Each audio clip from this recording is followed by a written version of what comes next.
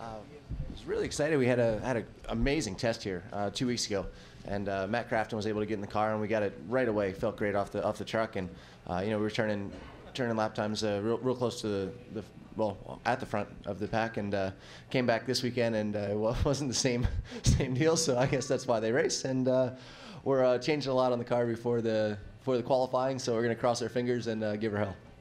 We'll open up to questions for Travis.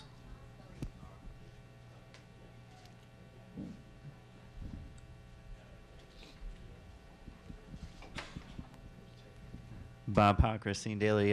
Is your schedule still the same? Because it seems like it changes a lot. And also, SMIs, some of the SMI races are going to have that global rally cross. Are you going to do any of that? And do you think the NASCAR fans will get it?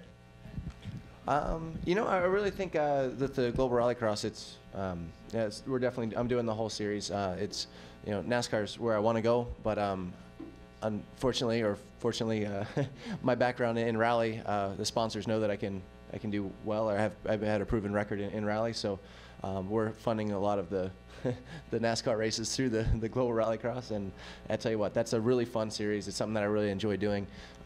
We had planned on doing more, kind of getting away from everything that I was doing in the past. But with this, it gives me an opportunity to keep racing, keep in cars, and it really helps with the sponsorship to hopefully continue on and do the best that we can in NASCAR. Schedule. Well, the problem was the GRC actually just announced their schedule as of a couple weeks ago, so it changed.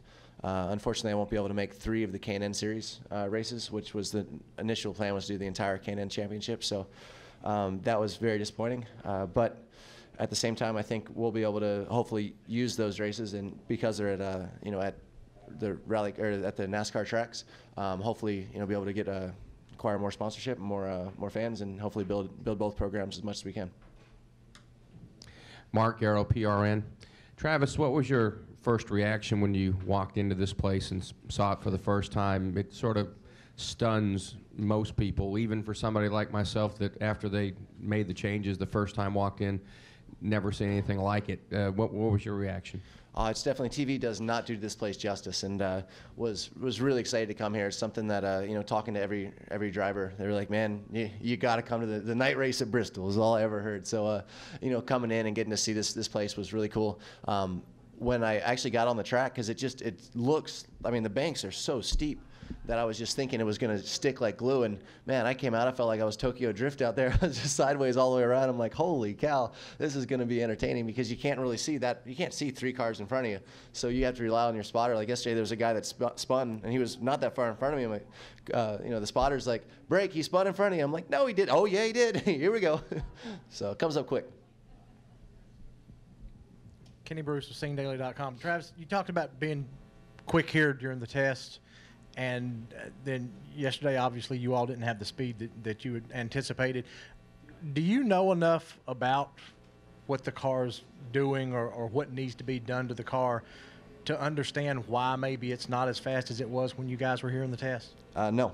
And that's, sorry, the short answer is no. The long answer is that's really why Matt Crafton has been so instrumental in just helping, because unfortunately we had it was a bit off. Like even when Matt in the test, he went out there, came back in, main adjustment, went out there, came back in, main adjustment, went out 3 times, and he was the fastest car on the track. And I was like, all right. So then the rest of the test for me was a lot easier. I just learned, I was just working on trying his lines, driving how he was driving, and that worked out well. This last time, he wasn't in the top 25 when he finished his testing, and I said, oh boy, it's gonna be a little different. But I have a very good feel of what the car's doing. The problem is I cannot tell you why. I might say, hey, it's really loose coming out of the corner, but he's like, no, actually you're tight. You're loose coming into the corner. That's making you tight in the center, and that's why you're loose coming off, not just what I feel. Hey, the last thing that I remember is, man, I almost hit the wall with the back end because I was loose coming off. So, and a lot of times, like in Phoenix last year, we came into the corner and the front was hitting. There was a bump in the track that I'd never even really thought of. You can't even hardly feel it, but it would touch the splitter or whatever, and it would go to the top of the track. So I'd say it's tight in the middle, and they kept trying to like lower the front and soften the front to get it to turn better. And I'm like, you guys are making it worse. And he's like, oh, is it just over the bump? I'm like, yeah. So it's just the little things that I need to learn. And we're learning them. It's just it's a process. Marty Smith, ESPN. Travis, your entrance into the sport wasn't what you expected, and your direction into the sport hasn't been what you expected. So given that, how has that impacted your objective in NASCAR? It hasn't, actually. I mean, my goal is to one day, when I come to a NASCAR track, for someone to say, not, oh, that's Travis, the guy that could ride motorcycles, the guy that could do rally cars, or the crazy guy that crashed a lot of stuff. It's, hey, that guy can drive, and we got to watch out for him today, and that's still my objective. And everyone said, well, if you don't succeed right away, are you just going to jump ship? I said, no, that's kind of the opposite plan. I mean, eventually, if you don't have the talent, you don't have sponsorship, you cannot continue on. But my goal is to make improvements enough every week to make the team appreciate what you're doing, or you appreciate the team, and to be able to continue on week after week. And it's been, finding sponsorship's been tough. I mean, the Boost, Samsung, KMC have been great, but until we get out there, we only have 7 guaranteed races this year, and I'm going to try to make that 8, 9, 10, 14. I want to race the rest of the season, and it's going to take a lot of work and a lot of faith in the guys that I can pull through, and I believe I can, as does every other driver out there. So my goal is to make it in this sport, without anything coming into it, just to say this is a goal. And Claire? Claire Belang, Sirius XM NASCAR Radio. Do you feel like maybe people, because you're happy-go-lucky, don't see that inside of your head, and that also don't understand what kind of precision your past accomplishments have taken and how that focus might apply? Oh, without a doubt, but bottom line is you have to make improvements. You have to go out there, and eventually you have to win. So really the public perception is what it is. It's been great for me up to this point. And with action sports, you can be that guy. I'm one of the more professional guys in action sports. I was, at the Daytona.